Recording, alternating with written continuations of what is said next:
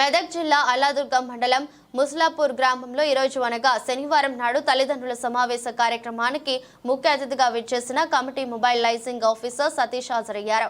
నేను జిల్లాలో ఎక్కడ తిరిగి చూసినా ఎక్కడా కూడా పిల్లల తల్లిదండ్రులు సమావేశం ఉన్నది అని చెప్పినా ఏ పాఠశాల రాని స్థితిలో ఉన్న ముస్లాపూర్ పాఠశాలలో పిల్లల తల్లిదండ్రులు హాజరు కావడం పట్ల సంతోషం వ్యక్తం చేశారు. పిల్లల తల్లిదండ్రులతో మాట్లాడుతూ పిల్లలకు ముఖ్యంగా సెల్ ఫోన్లు టీవీలకు దూరంగా ఉంచాలని మరియు ఇంటికి రాగానే వాళ్ళు హోంవర్క్ చేసుకునే బాధ్యత తల్లిదండ్రులు చూసుకోవాలని చెప్పారు. జిల్లా పరిషత్ ఉన్నత పాఠశాల హెచ్ఎం రమేష్ మాట్లాడుతూ మా పాఠశాలలో ప్రతి సంవత్సరం మా పాఠశాల తరపున జిల్లా టాపర్ గా నిలిచిన వారే ఉన్నారు సార్ అని చెప్పడం జరిగింది. మా పాఠశాలకు ముస్లాపూర్ తాండా, బర్దీపూర్, చిల్వర్, బైరాన్ దిబ్బ, బొడ్మెట్పల్లి వివిధ గ్రామాల విద్యార్థులు కూడా వస్తున్నారని జిల్లా అధికారి చెప్పడం జరిగింది. అనంతరం మొక్కలు నాటి వీళ్ళు నీళ్లు పోయడం జరిగింది. ఈ కార్యక్రమంలో హెచ్ రమేష్, దీనా మేడం, జనార్దన్, సంజీవయ్య, ఆంజనేయులు, రుక్మిణి, రాజారత్నం, శ్రీకాంత్, సంతోష్, రాధిక, గురుచరణం విద్యార్థి తల్లిదండ్రులు పాల్గొన్నారు.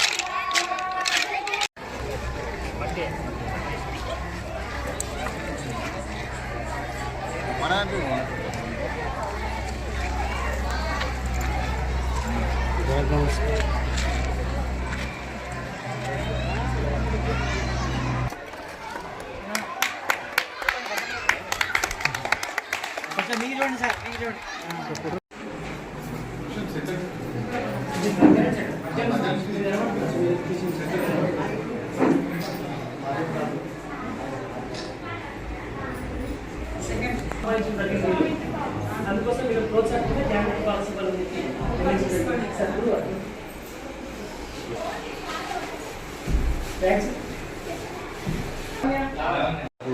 హెడ్ మాస్టర్ గారికి, ఉపాధ్యాయ బృందానికి, ఇక్కడికి విచ్చేసిన తల్లిదండ్రులందరికీ పేరు పేరున నమస్కారాలు.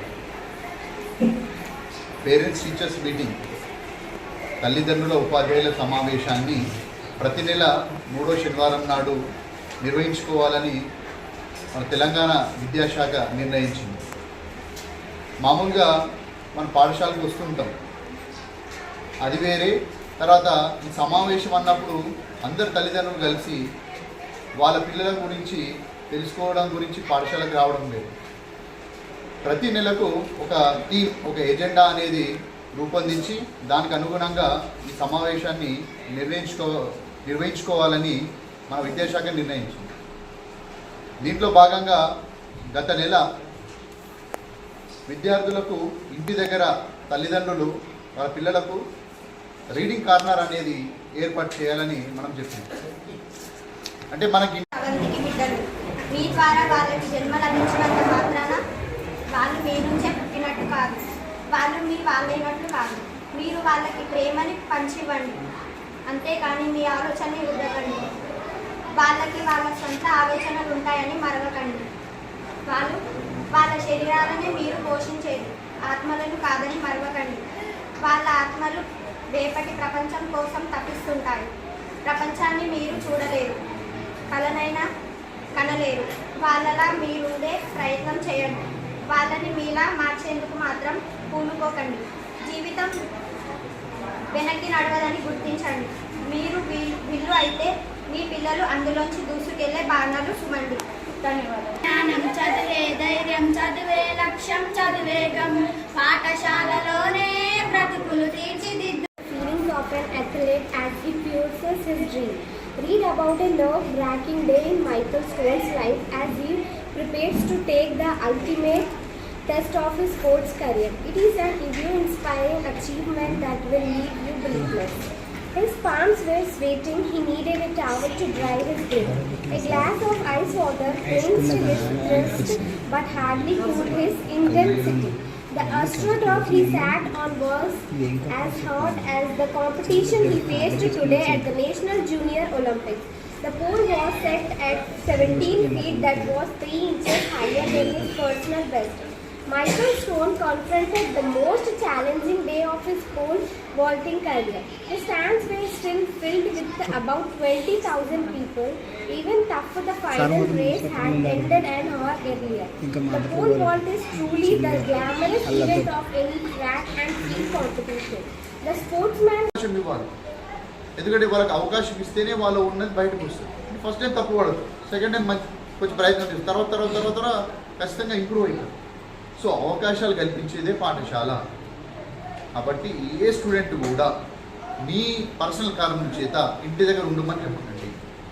పోనీ మీకు మెయిన్ సోర్స్ ఏదైతే మీ కుల వృత్తి కానీ ఏదైతే మీకు వ్యవసాయం ఉందో ఆ పనులు నేర్పించండి. ఎందుకంటే అది వ్యవసాయం అనేది మన ఇండియా, మన భారతదేశానికి ఒక వెన్నెముక లాంటిది. సో అగ్రికల్చర్ అనేది back bone of India. So ఆ పనులు స్కూల్కి వెళ్తున్నాం అని చెప్పి స్కూల్కి రాకుండా మధ్యలో వేరే ఫ్రెండ్స్ ఏర్పడి బయటకు వెళ్ళకుండా మనం జాగ్రత్త పడాలి. ఎందుకంటే ఆ మధ్య మనం యాంటీ డ్రగ్ మత్తు పదార్థాల నివారణ అనే దానిపైన మనం పెద్ద ర్యాలీ తీయడం జరిగింది మెదక్లో. దగ్గర 800 మంది పిల్లలతోని, దాంట్లో జడ్జి మేడం గారు, కలెక్టర్ గారు, ఎస్పీ గారు, తర్వాత అందరు డిస్ట్రిక్ట్ ఆఫీషియల్స్ కూడా పాల్గొన్నారు. ఆ సందర్భంలోనే మనం యాంటీ డ్రగ్స్ సంబంధించినటువంటి కాంపిటీషన్స్ కండక్ట్ చేయడం జరిగింది. దానికి సంబంధించినటువంటి ప్రైజెస్ కూడా ఇప్పించడం జరిగింది. సో కాంపిటీషన్స్ అవుతుంటాయి, ప్రైజెస్ భాగంగానే ఈరోజు కూడా ఏర్పాటు చేయడం జరిగింది. కాకపోతే సమయం మనం ప్రైమరీ ఇక్కడ ఏ విధంగా ఉంటుందంటే ఆనవాయితీ ప్రైమరీ స్కూల్ అయిన తర్వాత ఇక్కడికి వస్తారు కాబట్టి కొంచెం ప్రతి సంవత్సరం కూడా లేటే, ప్రతి నెలలో కూడా మనకు 11 గంటలకే మీటింగ్ స్టార్ట్ అవుతుంది సార్. 11 గంటల నుంచి లంచ్ టైం వరకు అక్కడ అయిపోయిన తర్వాత ఇక్కడికి వస్తారు కాబట్టి కొద్దిగా వ్యవసాయ పనుల వల్ల కొంతమంది రాలేకపోయారు సార్. ప్రతి మీటింగ్లో 50-60 తక్కువ ఎక్కువ ఉన్నారు ఇక్కడ. ఇంకోటి అదే కాకుండా ఫీడింగ్ స్కూల్స్ అనేటువంటి ఇక్కడ విలేజెస్ చాలా ఉన్నాయి. మనకు బైరందిపూర్ నుంచి వస్తారు, బర్దీపూర్ నుంచి వస్తారు, ముస్లాపూర్ తాండా నుంచి వస్తారు, బొండోడ్పల్లి, చిల్వేర్, ఇంకా టేక్మాల్ మండలం నుంచి ఒక 2 విలేజెస్ నుంచి వస్తారు. కాబట్టి పేరెంట్స్ రావడం వల్ల పేరెంట్స్ కొద్దిగా ఈరోజు తక్కువ రావడం జరిగింది. మరి ఇప్పటివరకు జరిగినటువంటి సమావేశం సుమారుగా 1 అవర్ నుంచి సమావేశం జరుగుతుంది సార్. మొదటగా వాళ్ళ పేరెంట్స్కు ఆహ్వానించడం, అదేవిధంగా పిల్లలకు మేము ఇక్కడ డిస్ప్లే చేయడం జరిగింది సార్. మనము న్యూట్రిషన్ డేకి సంబంధించి కూడా నిర్వహించాం. దానికి సంబంధించినటువంటి ఫస్ట్ సెకండ్ ప్రైజ్లు కూడా మేము ఇవ్వడం జరిగింది. న్యూట్రిషన్ డే చేయడం జరిగింది. అదేవిధంగా యాంటీ డ్రగ్స్కి సంబంధించి మనం ప్రోగ్రామ్ చేసి డిసైడ్ చేసాం. దానికి సంబంధించి కూడా ఇక్కడ ఉన్నాయి. 15th ఆగస్టు అప్పటికే 1 o'clock అవుతుంది.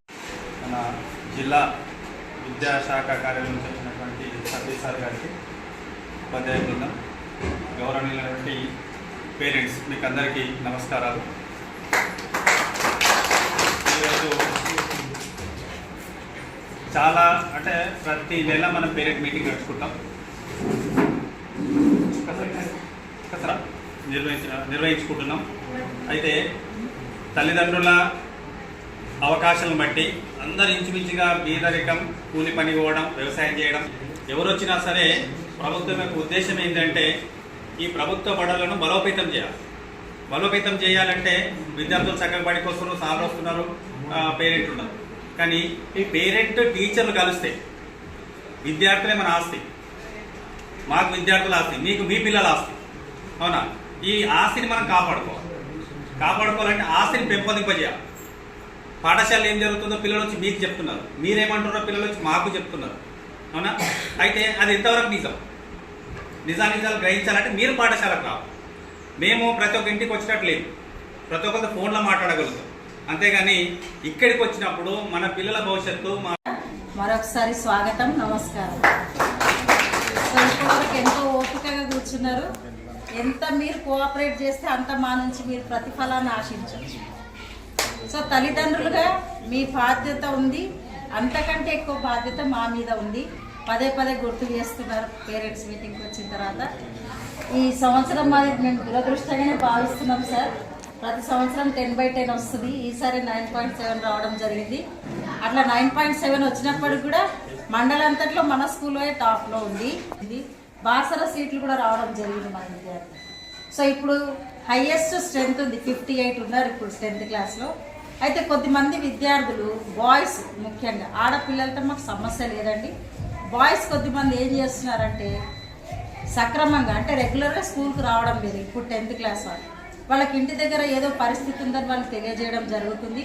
అట్లాంటి ఏదైనా పరిస్థితి ఉన్నప్పుడు వచ్చి మీరు ఇక్కడ పెట్టుల నుండి 6 నెలలు ఉంటుంది. సో దానికి ఏంటంటే వాళ్ళకు లీవ్లకు సంబంధించినటువంటి ఆ గైడ్లైన్స్ అది ఉంటుంది అన్నమాట. సో 6 నెలలు అయిపోయిన తర్వాత ప్రతి ఇన్ఫర్మేషన్ కూడా మన ఎంఆర్సీ ఉంది కదా, వాళ్ళు కూడా అక్కడ వాళ్ళకి ఇన్ఫర్మేషన్ ఇచ్చిన తర్వాతనే ఉంటుంది. మెడికల్ కానీ మెయిన్గా మెడికల్ మెటర్నిటీ అనేది ఈ రెండు కూడా ఎంఏ ఇన్ఫర్మేషన్ లేకుండా ఏది ఉండదు. ఇక్కడ ఏ లీవ్ పెట్టినా కానీ అక్కడ ఇన్ఫర్మేషన్ ఉంటుంది. దాని తర్వాత మళ్ళీ జాయిన్ కాగానే అక్కడ వాళ్ళ బుక్లో కూడా సర్వీస్ బుక్లో వాళ్ళ రాసి పెట్టి ఉంటుంది. తర్వాత వాళ్ళ ఇక్కడ జాయిన్ కావాల్సి ఉంటుంది. సో మీ ఇందాక అనుకున్న మనకున్న పోస్టులలో ఒకటి ఖాళీ ఉంది. అదొకటి డిఎస్సి కొన్ని ఎగ్జామ్ రాసింది కదా, దాని ద్వారా భర్తీ చేయబడుతుంది. కానీ అప్పటి వరకు మన స్కూల్లో ఉన్నటువంటి స్టాఫ్ వాళ్ళకు ఉన్నటువంటి లీవ్లు పూర్తయిన తర్వాత ఖచ్చితంగా వస్తుంది, మన స్కూల్కి వస్తుంది. సో మొన్ననే ఆ మేడం కూడా జాయిన్ అయినారంట. ఇంకో మేడం ఈరోజు ఎమర్జెన్సీ లీవ్ పెట్టి వెళ్ళడం జరిగింది. ఉన్న టీచర్లను మనము మంచిగా వాడుకుంటాం. ఎందుకంటే వాళ్ళు వచ్చిండ్రు అంటే ఖచ్చితంగా పిల్లలకు న్యాయం చేయాలనే ఉద్దేశం ఉంటుంది. మన మండలి ఏమైందంటే మీగా ఈ మండలి ఏంటంటే మనకి ఇప్పుడు సంగారెడ్డి ఉంది, తర్వాత అటు మళ్ళీ మండలి తర్వాత మళ్ళీ నారాయణఖేడ్ వస్తుంది. కాబట్టి ఇక్కడ ఏంటంటే టీచర్లు చాలా తక్కువ ఉన్నారు. అంటే చాలామంది మెదక్కి వెళ్ళిపోతున్నారు, తర్వాత సిద్దిపేట 317 వల్ల అక్కడ వెళ్ళిపోతున్నారు. అక్కడ వెళ్ళిపోవడం వల్ల చాలా ఖాళీలు ఏర్పడాయి. వేరే టీచర్లు మనం అడ్జస్ట్ చేద్దామన్నా కానీ అక్కడ మనకు కొంచెం ఇబ్బంది ఉంటుంది. లేదంటే ఖచ్చితంగా పక్క స్కూల్లో ఉన్నటువంటి టీచర్ మనం ఇక్కడ వేయించుకోవాలి.